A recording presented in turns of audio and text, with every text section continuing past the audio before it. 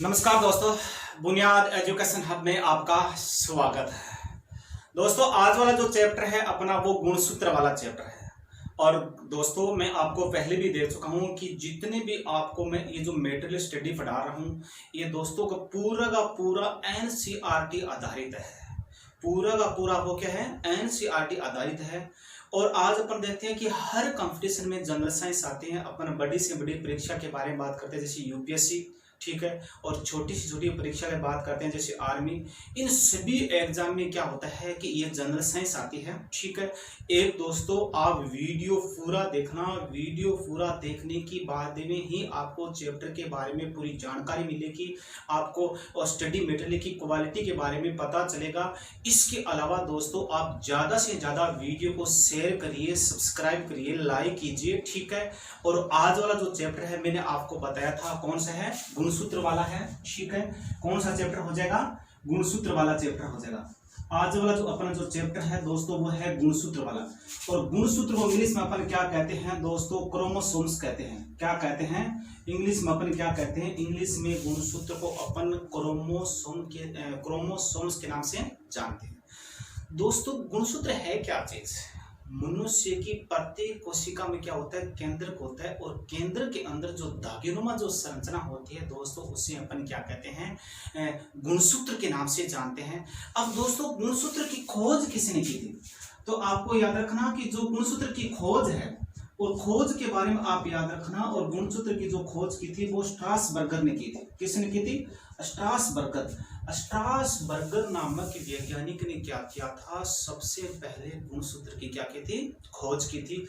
और गुणसूत्र नाम किसने दिया था, तो गुणसूत्र नाम के बारे में आप याद रखना, गुणसूत्र जो नाम दिया था दोस्तों वो दिया था वाल्डेर ने। किसने दिया था, वाल्डेर नामक वैज्ञानिक था, और जिसने क्या किया था, गुणसूत्र नाम दिया था। इसके अलावा दोस्तों गुणसूत्रवाद सिद्धांत किसने दिया था, गुणसूत्रवाद सिद्धांत आपको याद रखना है, गुणसूत्रवाद सिद्धांत।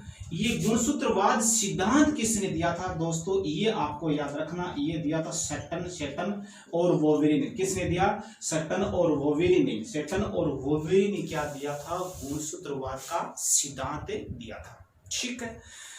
अब दोस्तों ये जो गुणसूत्र होते क्या है, तो गुणसूत्र क्या होते हैं आपको याद रखना, ये डीएनए की भाग होते हैं। किसके भाग होते हैं, डीएनए के भाग होते हैं। आपको मैंने बताया कि मनुष्य की प्रत्येक कोशिका में क्या होता है, केंद्रक होता है, और केंद्रक में क्या होता है, डीएनए होता है, और इन्हीं डीएनए पर ये गुणसूत्र लगे रहते हैं, इन्हीं डीएनए पर ये गुणसूत्र लगे रहते हैं। अब जब कोशिका का जो विभाजन होता है, और कोशिका के विभाजन के समय दोस्तों जब अपन सूक्ष्मदर्शी से देखते हैं तो ये में गुणसूत्र दिखाई देते हैं। याद रखिएगा, कोशिका का जब विभाजन होता है, कोशिका विभाजन के समय जब अपन सूक्ष्मदर्शी से या माइक्रोस्कोप से अपन जब कोशिका का जब देखते हैं तब हमें क्या है, ये गुणसूत्र दिखाई देते हैं, ठीक है।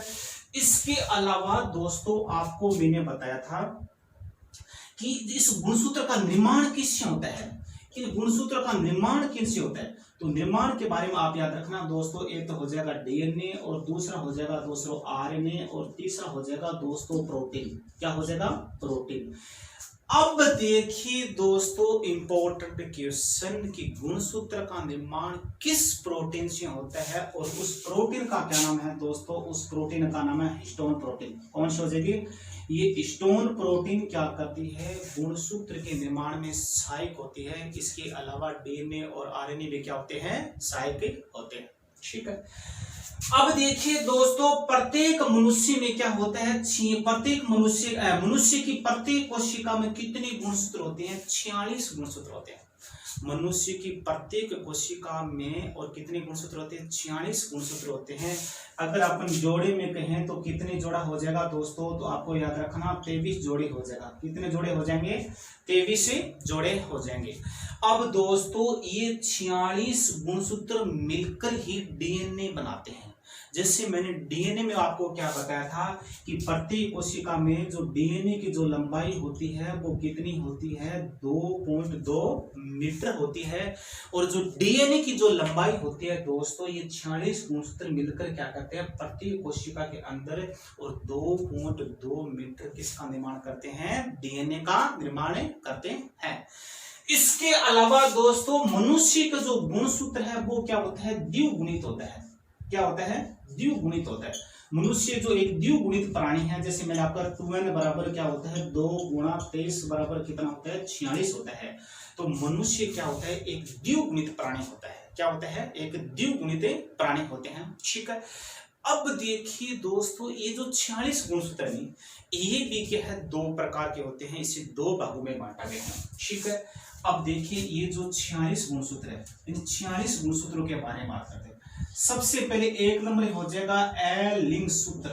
क्या हो जाएगा, ए लिंग सूत्र। और ए लिंग सूत्र को अपन क्या कहते हैं, ऑटोसोम्स कहते हैं। क्या कहते हैं, ऑटोसोम्स कहते हैं। और 2 नंबर दोस्तों क्या हो जाएगा, 2 नंबर हो जाएगा लिंग सूत्र। 2 नंबर क्या हो जाएगा, लिंग सूत्र। और इसे अपन क्या कहते हैं, एलोसोम्स के नाम से जानते हैं। इन अपन इसे ऑटोसोम्स के नाम से जानते हैं और इन अपन एलोसोम्स के नाम से जानते हैं। गुणसूत्र को दोस्तों 2 भागों में बांटा गया है, या गुणसूत्र 2 प्रकार के होते हैं। सबसे पहले हो जाएगा ए लिंग सूत्र, और जिसे अपन ऑटोसोम्स के नाम से जानते हैं। और तीसरा हो जाएगा लिंग सूत्र, जिसे अपन क्या कहते हैं, एलोसोम्स के नाम से जानते हैं। ठीक है, अब देखिए दोस्तों, जो ये ऑटोसोम्स प्रकार के गुणसूत्र होते हैं, ये कितने होते हैं, तो ये 22 जोड़े होते हैं। कितने जोड़े होते हैं, 22 जोड़े। कह दीजिए 22 जोड़े या 44 गुणसूत्र क्या होते हैं, वो ऑटोसोम्स प्रकार के होते हैं। ठीक है, इसके अलावा दोस्तों एलोसोम्स प्रकार के गुणसूत्र होते हैं, वो 1 जोड़ी होते हैं। क्या होते हैं, 1 जोड़ी, या अपन कहते हैं जो 23वीं जो जोड़ी होती है, 23वीं जोड़ी जो गुणसूत्र की होती है वो किस प्रकार की होती है, तो दोस्तों आपको याद रखना एलोसोम्स प्रकार की होती है। ठीक है, अब देखिए दोस्तों, ये ऑटोसोम्स प्रकार की जो गुणसूत्र होते हैं ये क्या होते हैं, लड़का और लड़की में क्या होता है, समान होता है। तो आप याद रखना कि जो ऑटोसोम्स प्रकार के जो गुणसूत्र होते हैं वो लड़का या लड़की, या अपन कह दीजिए नर एवं मादा में क्या होते हैं, समान होते हैं। क्या होते हैं, समान होते हैं। ठीक है, लेकिन ये जो एलोसोम्स प्रकार के दोस्तों ये जो गुणसूत्र होते हैं ये क्या होते हैं, भिन्न भिन्न प्रकार के होते हैं। ठीक है, जैसे आपको पता है कि नर में कौन किस प्रकार के गुणसूत्र होते हैं, तो XY होते हैं। और मादा में कौन से होते हैं, तो आपको याद रखना XX होते हैं। नर में तो कौन से होते हैं, XY, और मादा में कौन से होते हैं, XX। तो आपको याद रखना ऑटोसोम्स प्रकार के गुणसूत्र लड़का और लड़की या नर और मादा में क्या होता है, समान होता है। ठीक है, और ये एलोसोम्स प्रकार के गुणसूत्र क्या होते हैं दोस्तों, नर और मादा में क्या होते हैं, भिन्न प्रकार के होते हैं। और जो मानव में जो लिंग का निर्धारण कौन सी गुणसूत्र करते हैं, जो पुरुषों की जो गुणसूत्र है दोस्तों वो क्या कहते हैं, मानव में लिंग का क्या करते हैं, निर्धारण करते हैं। ठीक है, अब दोस्तों आपने देखा होगा कि जो आनुवंशिक बीमारी होती है, कौन सी बीमारी होती है, आनुवंशिक बीमारी। ठीक है, जो आनुवंशिक बीमारी आपने सुना होगा, हीमोफीलिया है, वर्ना देता है, क्लाइनफेल्टर सिंड्रोम है, टर्नर सिंड्रोम है, डाउन सिंड्रोम है। ये जो दोस्तों जो आनुवंशिक बीमारियां है, ये आनुवंशिक बीमारियां दोस्तों ऑटोसोम्स गुणसूत्रों में जब गड़बड़ी हो जाती है, ऑटोसोम्स गुणसूत्रों में जब गड़बड़ी हो जाती है, और ऑटोसोम गुणसूत्रों में गड़बड़ी के कारण ही दोस्तों कौन सी बीमारी हो जाती है, आनुवंशिक बीमारी हो जाती है। दोस्तों चैप्टर बहुत इंपॉर्टेंट है, टोटल का टोटल एनसीईआरटी आधारित है। ठीक है, ये देखो आनुवंशिक बीमारी समझ में आ गई कि ऑटोसोम गुणसूत्र के बारे में, ऑटोसोम गुणसूत्र से होती है। अब मैं आपको एक उदाहरण बताता हूं आनुवंशिक बीमारी का।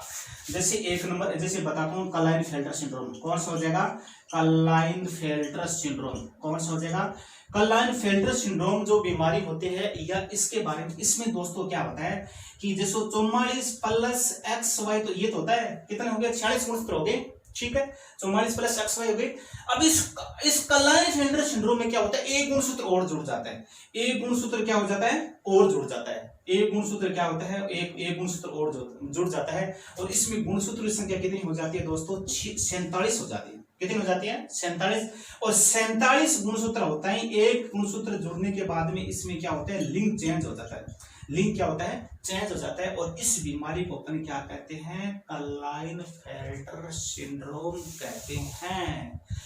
अब आपके दिमाग में आ रही है कि सर क्लाइनफेल्टर सिंड्रोम में जो बीमारी वाले व्यक्ति आज तक हमें तो नहीं देखा है।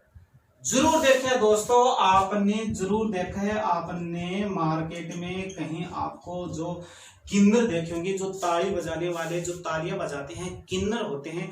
और किन्नर क्या होते हैं, वो क्लाइनफेल्टर सिंड्रोम से ग्रसित होते हैं। उनमें जो गुणसूत्रों की संख्या होती है दोस्तों कितनी होती है, 47 होती है। कितनी होती है, 47 होती है। इसके अलावा दोस्तों एक केट सिंड्रोमी होता है। केट सिंड्रोमी होता है। केट में क्या होता है, बिल्ली होता है। और केट सिंड्रोम में क्या होता है, बच्चा जब रोता है तो बिल्ली की आवाज निकालता है। कैसी आवाज निकालता है, बिल्ली की आवाज निकालता है। ठीक है, अब देखिए दोस्तों आगे वाला, यहां तक तो बात मैंने आपको बता दी। ठीक है, कि ये क्या होता है, एक आनुवंशिक बीमारी होती है कि किस प्रकार है, किसमें। ठीक है, अब देखिए दोस्तों जो गुणसूत्र है, गुणसूत्र को अपने शरीर में कार्य क्या है, ये अपने शरीर के अंदर क्या कार्य करते हैं। तो दोस्तों इनकी जो कार्य है, कार्य के बारे में आप याद रखना दोस्तों। इनका जो कार्य है, कार्य के बारे में आप याद रखना। ये क्या कहते हैं, अपने जो लक्षण होते हैं, जो लक्षण होते हैं, आनुवंशिक जो लक्षण होते हैं, और उन लक्षणों को क्या करते हैं, निर्धारण करते हैं। क्या करते हैं, लक्षणों को क्या करते हैं, निर्धारण करते हैं। इसके अलावा दोस्तों जो माता पिता की जो लक्षण है वो संतानों में ट्रांसफर कौन करता है, ये गुणसूत्र करते हैं। आपने देखा कि जो माता पिता के जो आनुवंशिक लक्षण है जो संतानों में ट्रांसफर कौन करते हैं, तो आपको याद रखना दोस्तों वो कौन करते हैं, ये गुणसूत्री करते हैं। और गुणसूत्री क्या करते हैं, आनुवंशिक लक्षणों को क्या करते हैं, निर्धारण करते हैं। अब देखिए दोस्तों अपन जीवों के बारे में बात करते हैं कि जीवों में कितने कितने गुणसूत्र होते हैं। तो सबसे पहले अपन बात करते हैं दोस्तों मच्छर। सबसे पहले कौन सा हो जाएगा, मच्छर हो जाएगा। और मच्छर में दोस्तों कितने गुणसूत्र होते हैं, 6 गुणसूत्र होते हैं। कितने गुणसूत्र होते हैं, 6। फिर दोस्तों आगे वाला हो जाएगा मटर। और मटर में कितने गुणसूत्र होते हैं, तो मटर में होते हैं दोस्तों 14। कितने होते हैं, 14। और आपको याद होगा कि जो ग्रेगर मेंडल था, जिसे आनुवंशिकता का जनक कहते हैं, और ग्रेगर मेंडल ने मटर के पौधे को चुना था। और मटर के पौधे को दोस्तों क्यों चुना था, क्योंकि ये मटर का पौधा ये संसार का एकमात्र पौधा है जिसमें गुणसूत्र संख्या सबसे कम होती है। और गुणसूत्र संख्या उसमें कितनी होती है, तो दोस्तों आप याद रखना 14 होती है। कितने गुणसूत्र होते हैं, 14 गुणसूत्र होते हैं। ठीक है, इसके अलावा दोस्तों आपको याद रखना है बिल्ली। क्या हो जाएगा, बिल्ली। और बिल्ली में कितने गुणसूत्र होते हैं, 38। और बिल्ली किसको खाती है, चूहा को। और चूहा में कितने गुणसूत्र होते हैं, 40, 2 हो जाएगा। ठीक है, और चूहे जैसी शक्ल किसकी होती है, जैसे अपन बात करते हैं खरगोश। ठीक है, और खरगोश में कितने गुणसूत्र होते हैं दोस्तों, 44। फिर अपन बात करते हैं दोस्तों मानव, और मानव में कितने गुणसूत्र होते हैं दोस्तों, 46। फिर अपन बात करते हैं चिंपैंजी। क्या हो जाएगा, चिंपैंजी। और चिंपैंजी में गुणसूत्र कितने होते हैं दोस्तों, 48। चिंपैंजी में कितने गुणसूत्र होते हैं, 48 होते हैं। ठीक है, फिर दोस्तों आपको याद रखना हाथी। हाथी में कितने गुणसूत्र होते हैं, हाथी में होते हैं 56। फिर घोड़े में कितने गुणसूत्र होते हैं दोस्तों, घोड़े में कितने होते हैं, तो घोड़े में आपको याद रखना, घोड़े में जो गुणसूत्र होते हैं वो 64 होते हैं। कितने होते हैं, 64। फिर कुत्ता में कितने गुणसूत्र होते हैं, तो कुत्ता के बारे में आप याद रखना दोस्तों 78 गुणसूत्र होते हैं। फिर कबूतर में कितने गुणसूत्र होते हैं दोस्तों, कबूतर में जो गुणसूत्र होते हैं वो 80 होते हैं। ये हो जाएगा दोस्तों जीवों के गुणसूत्र। आपसे पूछ लिया जाए कि मच्छर में कितने गुणसूत्र है, तो 6। और मटर में 14, बिल्ली में कितने हैं, 38 है। ठीक है, और चूहा में कितना है, चूहा में आपको याद रखना 44 है। और खरगोश में कितना है, 46 है, 44 है।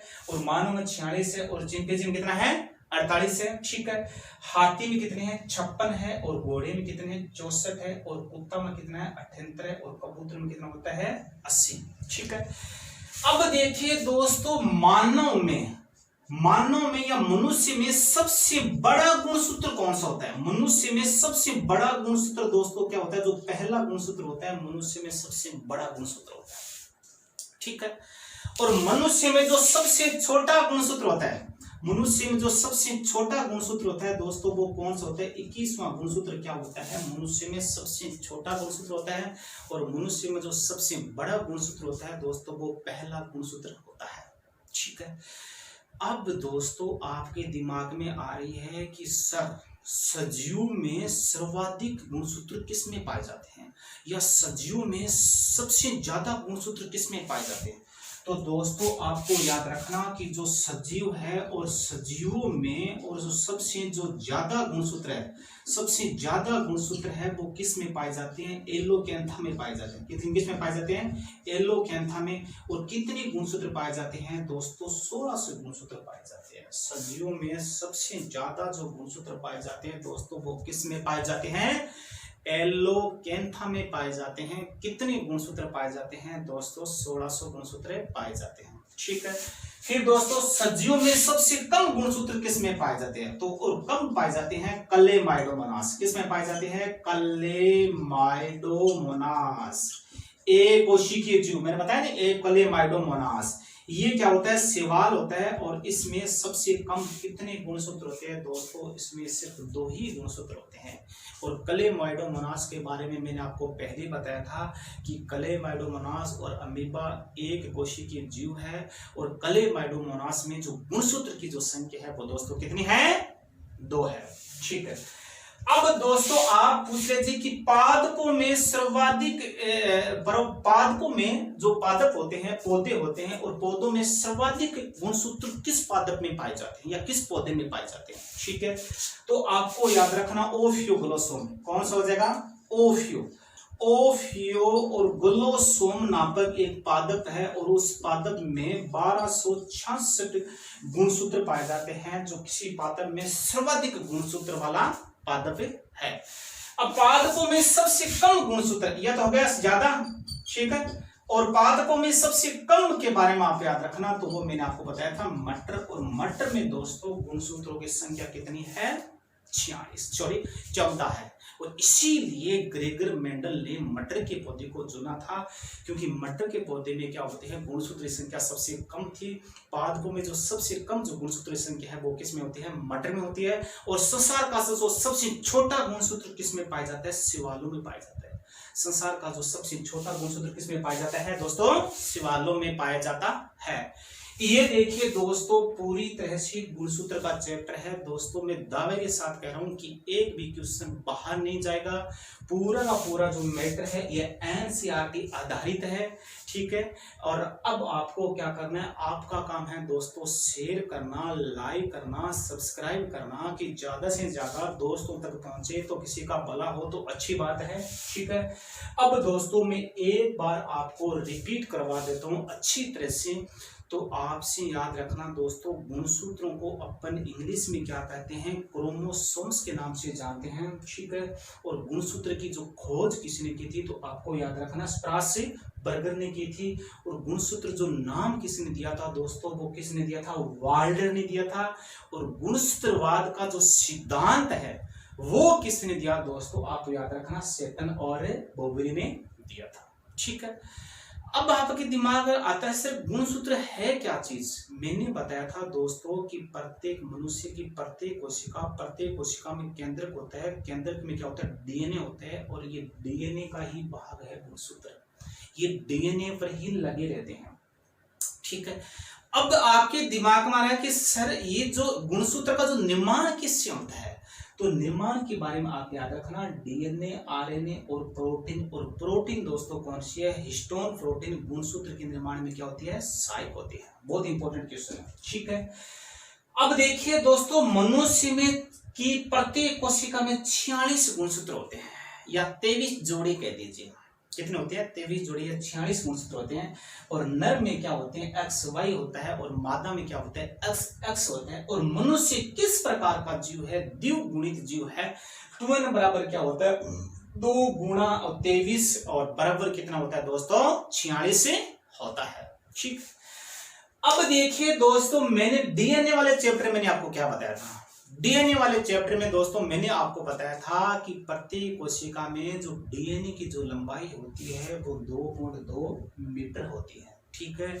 और ये डीएनए की जो लंबाई होती है, ये जो 46 गुणसूत्र मिलकर क्या करते हैं, प्रत्येक कोशिका के अंदर 2.2 मीटर क्या करते हैं, डीएनए बनाते हैं, ठीक है।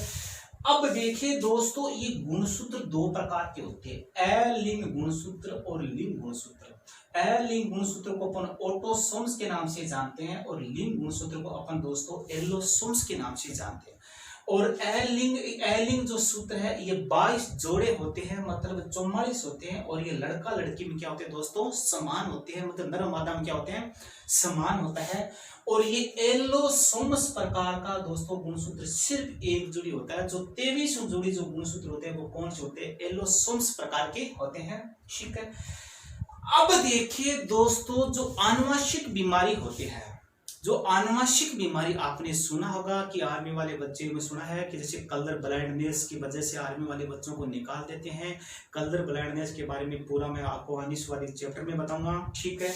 और आनुवंशिक बीमारी जो होती है दोस्तों, वो ऑटोसोम गुणसूत्रों में गड़बड़ी के कारण क्या हो जाती है, आनुवंशिक बीमारी हो जाती है।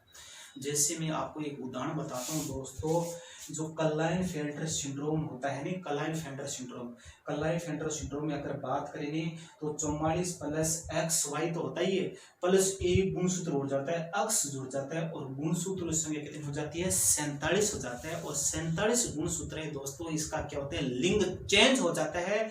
और क्लाइनफेल्टर सिंड्रोम वाले रोगी दोस्तों कौन से होते हैं, तो ताली बजाने वाले होते हैं, जो किन्नर होते हैं, और वो क्या होते हैं, क्लाइनफेल्टर सिंड्रोम वाले मरीज होते हैं, ठीक है। अब देखिए दोस्तों, गुणसूत्रों का कार्य क्या है, जो अपनी लक्षण है, अपने लक्षणों का निर्धारण कौन करता है, अपनी जो आनुवंशिक लक्षण है माता पिता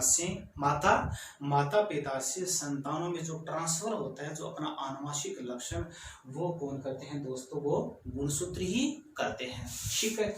अब देखिए दोस्तों, जीवों में गुणसूत्रों की संख्या देखते हैं। मच्छर में कितने हैं दोस्तों, 6 गुणसूत्र पाए जाते हैं। मटर में कितने पाए जाते हैं दोस्तों, 14 गुणसूत्र पाए जाते हैं। और मटर एक सबसे कम गुणसूत्र वाला पादप है। बिल्ली में 38 होती है। बिल्ली किसको खा जाती है, चूहा, और चूहा में कितने होती है, 40 होती है। और चूहे जैसे संरचना ये जो मतलब इसका रूप या आकार है किसका होता है, तो खरगोश का होता है, इसमें कितना होता है, 44 होता है। और मानव में कितना होता है, 46 होता है। और चिंपैंजी में कितना होता है, 48 होता है। और हाथी में कितना होता है दोस्तों, 56 होता है। और घोड़े में कितना होता है दोस्तों, 64 होता है। और कुत्ते में कितना होता है दोस्तों, 78 होता है। और इसके अलावा दोस्तों कबूतर में कितना होता है, तो कबूतर में 80 होते हैं। कितने होते हैं, 80 होते हैं। अब आपके दिमाग में आ रहा है कि संसार में सबसे ज्यादा गुणसूत्र किसमें पाए जाते हैं, किस सजीव में सबसे ज्यादा गुणसूत्र किसमें पाए जाते हैं दोस्तों, एलोकेंथा में सबसे ज्यादा गुणसूत्र पाए जाते हैं, ठीक है। कितने गुणसूत्र पाए जाते हैं, 1600 गुणसूत्र पाए जाते हैं, ठीक है। फिर आपके दिमाग में आ रहा है कि सजीव में सबसे कम गुणसूत्र किसमें पाए जाते हैं, तो सबसे कम गुणसूत्र पाया जाता है दोस्तों क्लेमाइडोमोनास। मैंने आपको क्या बताया था, क्लेमाइडोमोनास में सबसे कम गुणसूत्र 2 गुणसूत्र पाए जाते हैं, ठीक है। इसके अलावा दोस्तों आपके दिमाग में आ रहा है कि सिर्फ पादप है, पादपों में सबसे ज्यादा गुणसूत्र किसमें पाया जाता है, तो ओफियोग्लोसोम नामक पादप है, जिसमें सबसे ज्यादा 1266 गुणसूत्र पाए जाते हैं। और पादपों में सबसे कम गुणसूत्र किसमें पाए जाते हैं दोस्तों, मटर में पाए जाते हैं। और इसीलिए मेंडल ने मटर के पौधे को चुना था, क्योंकि मटर के पौधे में सबसे कम 14 गुणसूत्र पाए जाते हैं। अब देखिए दोस्तों, मनुष्य में सबसे बड़ा गुणसूत्र होता है वो कौन सा होता है, पहला होता है। और मनुष्य में जो सबसे छोटा गुणसूत्र होता है वो 21वां होता है। और संसार का जो सबसे छोटा गुणसूत्र होता है दोस्तों वो कौन सा होता है, शैवालों में पाया जाता है, यह शैवाल होता है, ठीक है। यह है दोस्तों गुणसूत्र वाला चैप्टर पूरी तरह से एनसीईआरटी सिलेक्टेड, ठीक है। अब दोस्तों आपको ठोको, और ठोको मतलब आप ज्यादा से ज्यादा शेयर ठोको, ज्यादा से ज्यादा सब्सक्राइब ठोको, ज्यादा से ज्यादा लाइक करो दोस्तों। आप अपने जितने भी फ्रेंड सर्किल में आपके जो दोस्त हैं उन सभी को आप बताओ दोस्तों, ये हो जाएगा